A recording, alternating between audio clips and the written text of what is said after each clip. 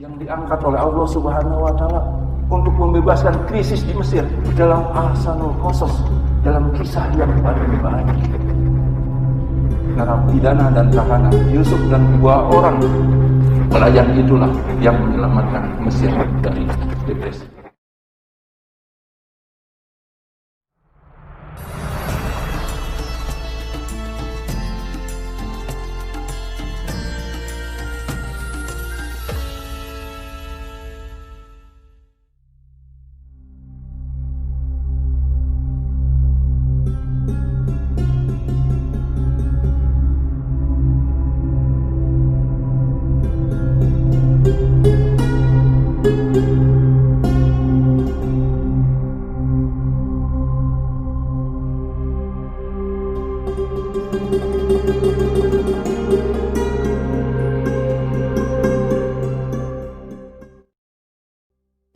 Innal hamdalillah nahmaduhu wa nasta'inuhu wa nastaghfiruh wa na'udzu billahi min shururi anfusina wa sayyiati a'malina may yahdihillahu fala mudilla lahu wa may yudhlil fala hadiyalah.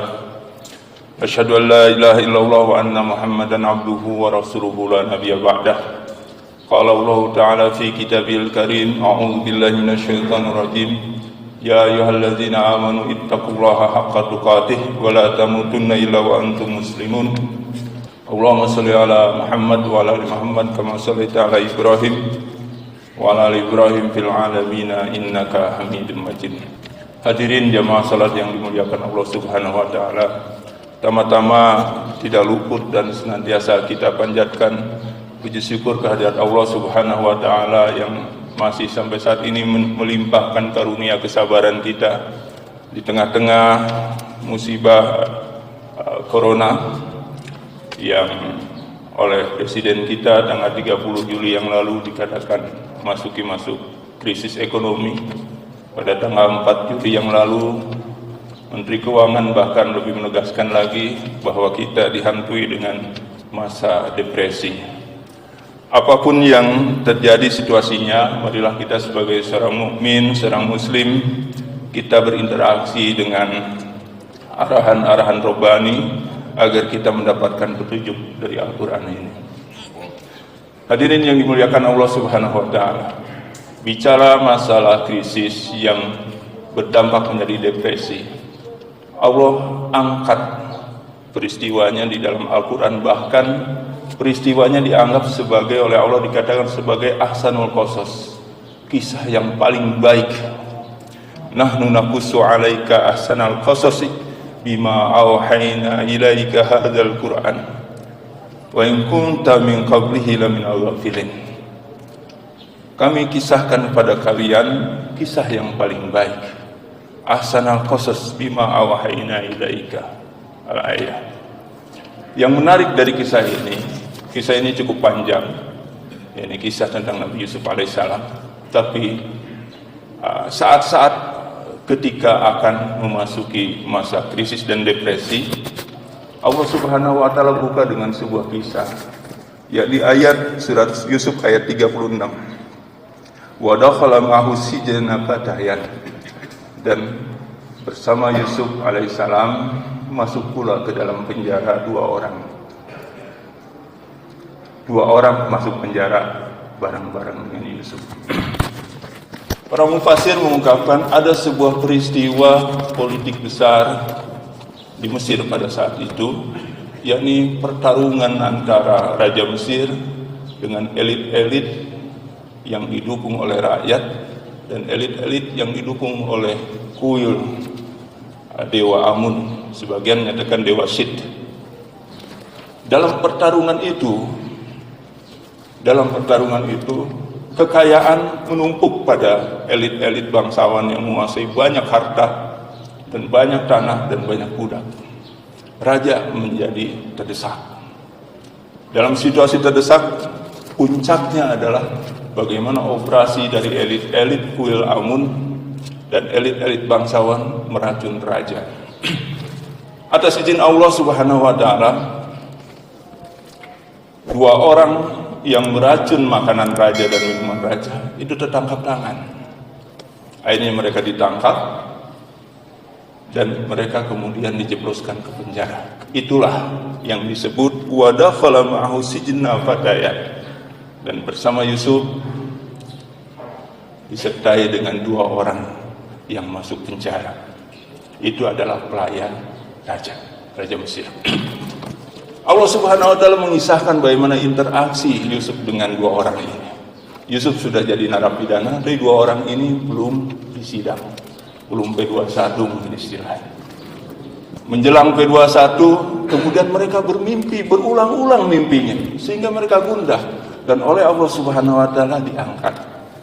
Kemudian mereka berkata, qala ahaduhuma inni arani a'siru khamra wa qala al-akharu inni arani ahmilu fawqi ra'si khubza ta'kulu at-tayru min.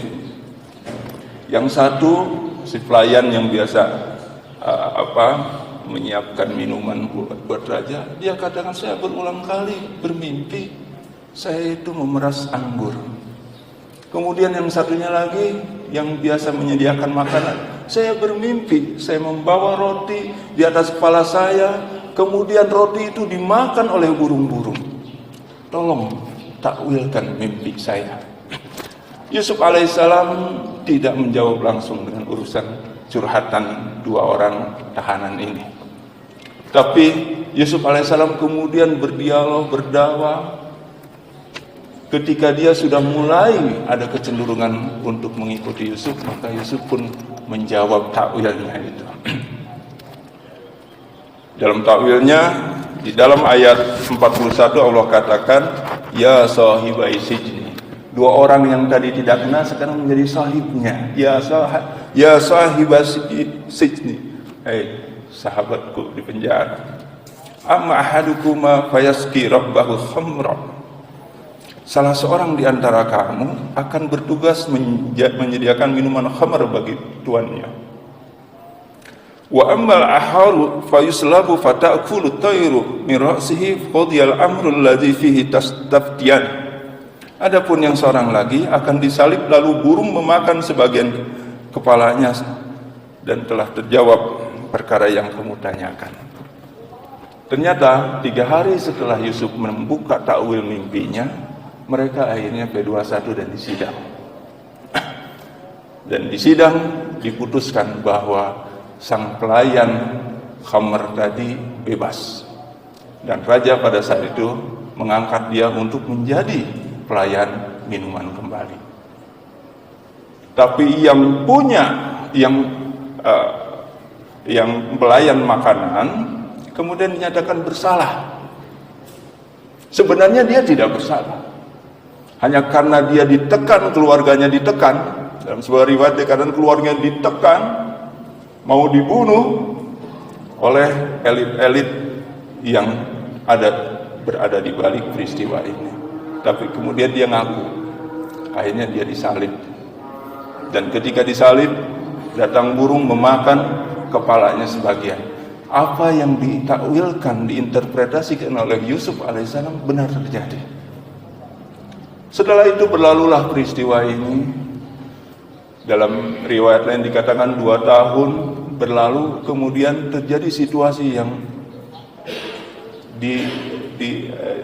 yang masuk kepada Raja Mesir kemudian berulang kali mimpi, dan mimpinya Allah abadikan juga di dalam surat Yusuf ayat 43. Wa qala al-maliku inni ara sab'a baqaratin simani ya'kuluhunna sab'un ijafun wa sab'a sumbulatin khudrin wa ukhra yabisat ya ayyuhal malau aftuni fi ru'yaya in kuntum li ru'ya ta'burun.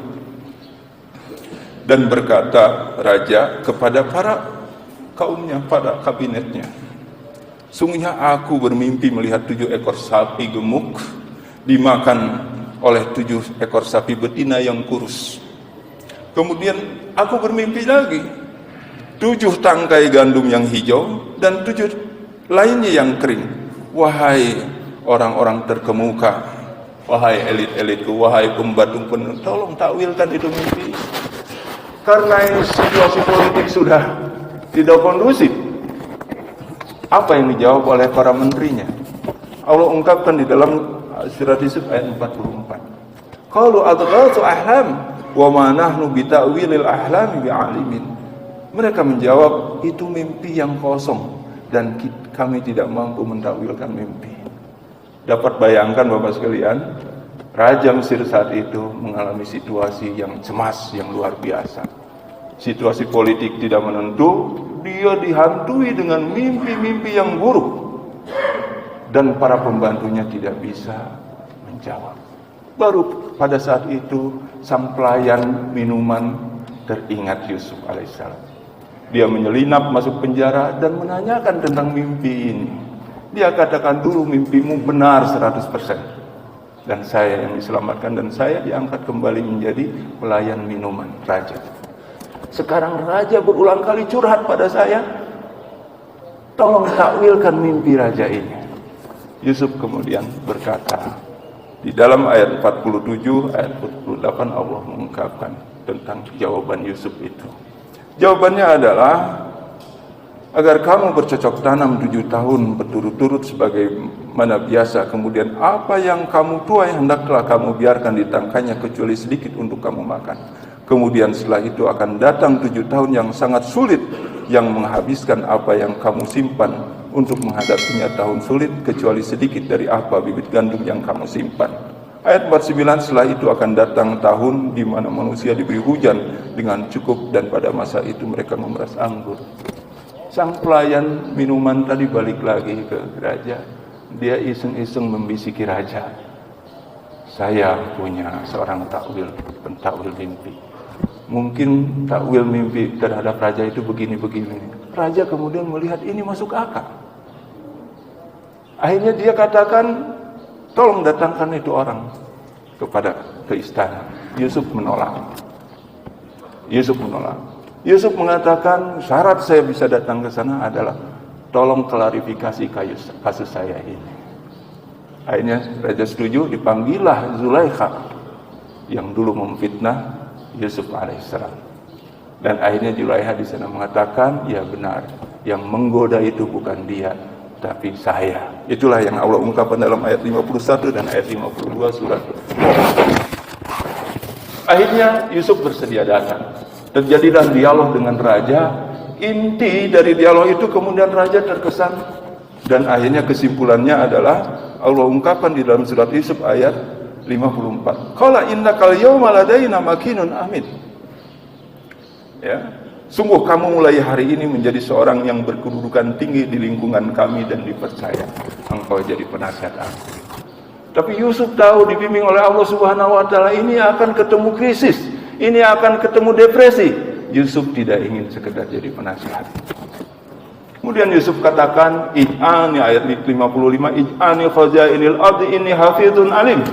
Jadikan aku perdana menteri, jadikan aku bendaharawan negara. Sungguh aku terpelihara dan aku punya kompetensi. Maka raja pun setuju, dijadikanlah Yusuf alaihissalam menjadi seorang perdana menteri. Perdana menteri di mana ya, ada menteri keuangan yang menguasai semua perbendaharaan negara. Akhirnya Yusuf melakukan program. Apa yang dilakukan oleh Yusuf alaihissalam? Yang pertama Yusuf katakan, sebagaimana arahan Allah Subhanahu wa taala, bercocok tanam 7 tahun berturut-turut. Akhirnya Yusuf membuka ladang-ladang baru kebijakan, ladang-ladang baru, masyarakat digerakkan. Dari mana uang? Yusuf kemudian membuat terobosan. Barang siapa yang membayar pajak 1 tahun, maka dia dikasih gratis tidak bayar pajak 1 tahun. Barang siapa yang membayar pajak 7 tahun, maka dia dikasih gratis enggak bayar pajak 7 tahun lagi. Sehingga masyarakat saat itu berbondong-bondong dan perbendaharaan negara ada duit.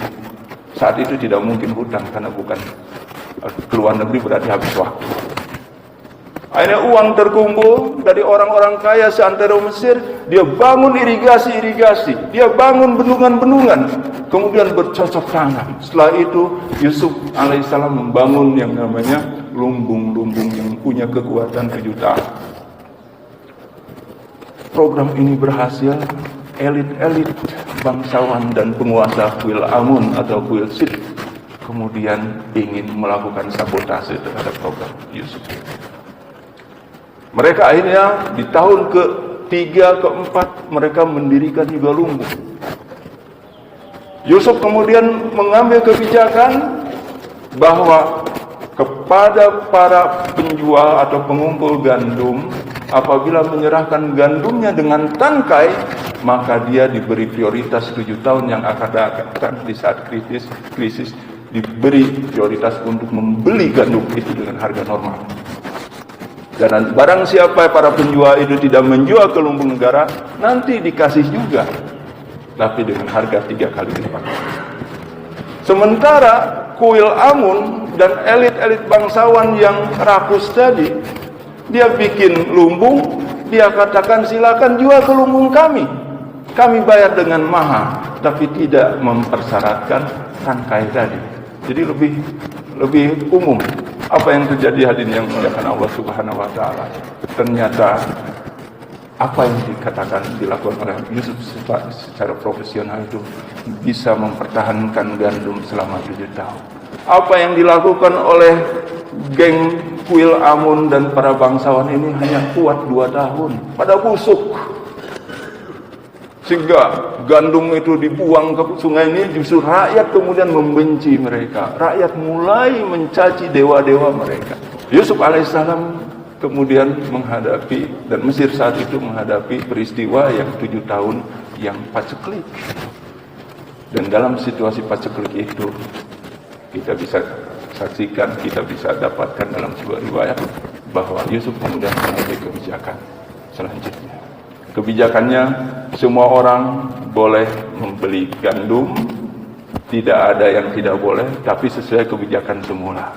Yang menyetor gandum dia punya harga normal, yang tidak menyetor gandum 3 kali lipat. Grup kuil Amun ini terpaksa mengeluarkan 3 kali lipat. Kemudian Yusuf juga mengambil kebijakan, semua budak tidak boleh membeli secara langsung, harus didata melalui tuannya, kecuali budak-budak itu dimerdekakan dan dapat sertifikat bebas, maka dia akan dikasih gratis oleh negara. Budak-budak itu sebagai warga yang merdeka dan orang-orang miskin. Akhirnya para bangsawan dan para pendeta Amun yang banyak harta itu, investasinya udah hancur dengan lumbung yang amburadul, kemudian dia harus membiayai budak-budak, dia akhirnya kemudian memerdekakan budak-budak itu. Budak-budak dimerdekakan supaya tidak jadi beban dia, dan dia harus mengantri karena kesulitan gandum.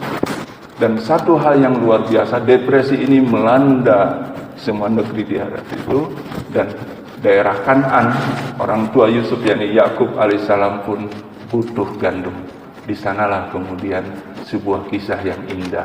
Yusuf bisa bertemu dengan saudaranya dan ayahnya Nabi Yakub alaihissalam karena butuh gandum. Inilah sebuah peristiwa krisis, depresi yang menghasilkan sebuah penyelesaian yang sangat indah. Wal asri inna insana lafi khusrin illa alladziina aamanu wa 'amilus shalihat wa tawassaw bil haqqi wa tawassaw bis sabr. Sebagai khulasa, sebagai kesimpulan dari kisah Yusuf di tengah depresi tadi, saya ingin membacakan ujung dari kisah ini, apa yang dikatakan oleh Yusuf alaihissalam. Allah sematkan, Allah abadikan di dalam surat Yusuf ayat 101. Setelah kesuksesan, depresi bisa hilang. Kemudian Yusuf juga bisa berkumpul dengan keluarganya, dengan ayahnya. Bahkan Yusuf saat itu dijadikan raja di Mesir. Apa yang diucapkan oleh Yusuf alaihissalam? Rabbi qad ataitani minal mulki wa 'allamtani min ta'wilil ahadits fatiras samawati wal ard anta waliyyi fid dunya wal akhirah tawaffani musliman wa alhiqni bis shalihin. Tuhanku, sungguhnya Engkau telah menganugerahkan padaku sebagian kekuasaan dan telah mengajarkan kepadaku sebagian takwil mimpi. Wahai Allah, ya Allah, pencipta langit dan bumi, Engkaulah pelindungku di dunia dan di akhirat. Wafatkanlah aku dalam keadaan muslim dan gabungkanlah aku dengan orang-orang yang soleh. Ada 2 yang bisa kita ambil hikmah dari kisah Yusuf ini. Yang pertama, apapun keadaannya, apapun kesulitannya di muka bumi ini, selama kita menggunakan protokol Allah Subhanahu wa taala, la takhaf wa la tahzan, wala tahinu wala tahzanu wa antum a'launa. Yang kedua, mudah-mudahan para elit bangsa ini juga terketuk bahwa narapidana, tahanan itu adalah aset bangsa. Merekalah yang diangkat oleh Allah Subhanahu wa taala untuk membebaskan krisis di Mesir dalam Ahsanul Qasas, dalam kisah yang paling baik. Narapidana dan tahanan Yusuf dan 2 orang pelayan itulah yang menyelamatkan Mesir dari depresi. Marilah kita bersama-sama berdoa pada Allah Subhanahu wa taala. Allahumma shalli ala Muhammad, Allahumma shalli ala Muhammad, Allahumma shalli wa sallim wa barik wa sallim. Amin. Allahumma ighfir lil muslimina wal muslimat wal mu'minina wal mu'minat al ahya'i minhum wal amwat bi rahmatika ya arhamar rahimin. Allahumma inna nas'aluka ridhaka wal jannah wa na'udzubika min sakhatika wan nar. Allahumma rabbana atina min ladunka rahmah wa hayyi lana min amrina rasyada. Rabbana atina fid dunya hasanah wa fil akhirati hasanah wa qina adzabannar. Subhana rabbika rabbil izzati amma yasifun. Salamun alal mursalin.